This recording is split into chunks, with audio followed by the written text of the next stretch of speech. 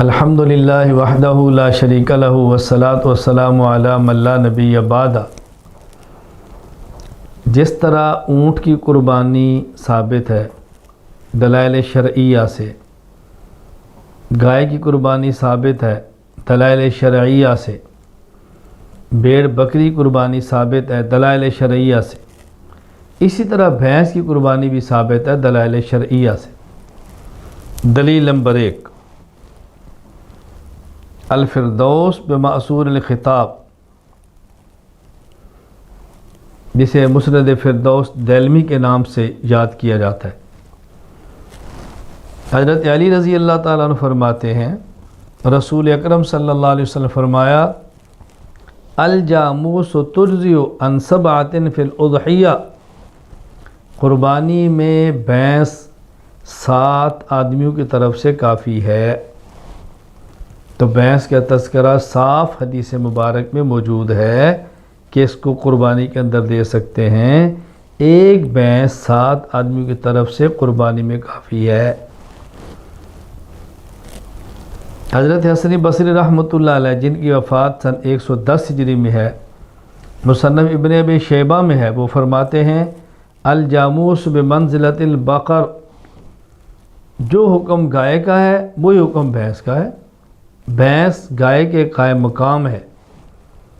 حسن بصری تابعی ہے، اور حدیث کسے کہتے ہیں؟ نبی کا قول فعل تقریر، صحابی کا قول فعل تقریر، اور تابعی کا قول فعل تقریر۔ تو گویا ہم نے 2 حدیثیں اس پر پیش کی۔ نمبر 1 علی رضی اللہ تعالیٰ عنہ سے، جسے حدیث مرفوع کہتے ہیں۔ نمبر 3 حسن بصری، جسے حدیث مقطوع کہتے ہیں کہ تابعی کا قول ہے۔ دلیل نمبر 2، اجماع امت۔ علامہ ابن المنذر رحمہ اللہ لکھتے ہیں کتاب الاجماع ابن المنذر میں، وَأَجْمَعُوا عَلَىٰ أَنَّ حُكْمَ الْجَوَامِيسِ حُكْمُ الْبَقَرِ، فقہاء کا اس بات پر اتفاق اور اجماع ہے کہ جو حکم گائے کا ہے وہی حکم بھینس کا ہے، امت کا اجماع۔ دلیل نمبر 3، قیاس شرعی۔ امام سفیان ثوری رحمۃ اللہ علیہ، جن کی وفات 161 ہجری میں ہے، ان کا ارشاد مصنف عبد الرزاق میں موجود ہے، تحسب الجوامیس مع البقر۔ امام مالک بن انس، جن کی وفات 179 ہجری میں ہے،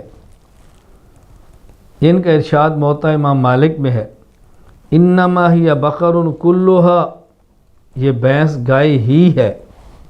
ایک اور مقام پر فرماتے ہیں، یہ کتاب الاموال لابن عبید کے اندر ہے، الجوامیس والبقر سواء، گائے اور بھینس حکم میں برابر ہیں، دونوں کا ایک ہی حکم ہے۔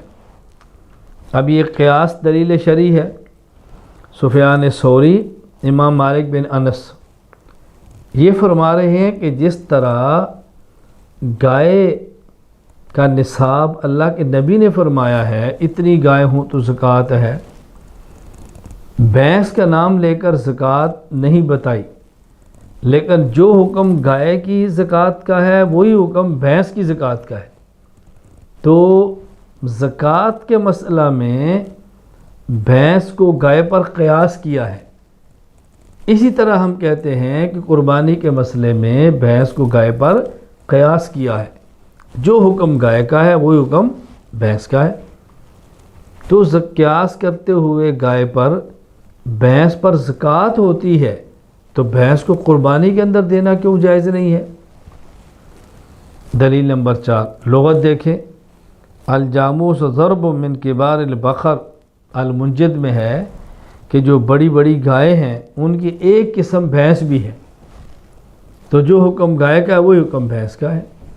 اس لیے غلط فہمی کے اندر مبتلا نہیں ہونا، کسی کے بہکاوے میں نہیں آنا، دائیں بائیں نہیں جانا۔ آپ چاہیں اونٹ قربانی کریں، آپ چاہیں گائے کی قربانی دیں، آپ چاہیں بھینس کی قربانی دیں، آپ چاہیں تو بھیڑ اور بکری کی قربانی دیں، جو اللہ آپ کو توفیق عطا فرمائے آپ قربانی دے سکتے ہیں۔